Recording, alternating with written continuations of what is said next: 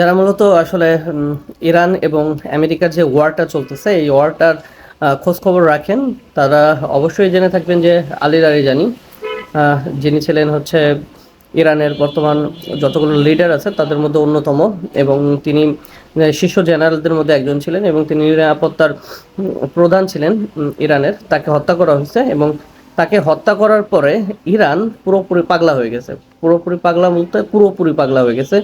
তারা ইসরায়েলের একসাথে প্রায় অর্ধশতাধিক লক্ষ্যবস্তুতে অ্যাটাক করেছে এবং সেখানে তারা সিজিল নামে একটা মিসাইল যেটা আছে সিজিল নামে সেটা দিয়ে হামলা চালাচ্ছে এবং সিজিলের ক্ষমতা এত বেশি যেটা জিগজ্যাগ জিগজ্যাগ করে আসলে অ্যাটাকটা করে, যেই কারণে আপনার ইসরায়েলের যে ডিফেন্স সিস্টেম আছে তাদের যে ডিফেন্স সিস্টেমগুলো রয়েছে সেগুলো আসলে কোনো কাজ করতেছে না।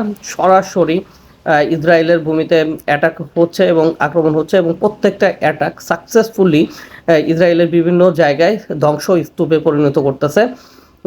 তো যারা আসলে মনে করে যে পশ্চিমা বিশ্ব যে ইরানের সুপ্রিম লিডারদের যদি তারা হত্যা করতে পারে তাহলে যে ইরান দমে যাবে, বিষয়টা এরকম না।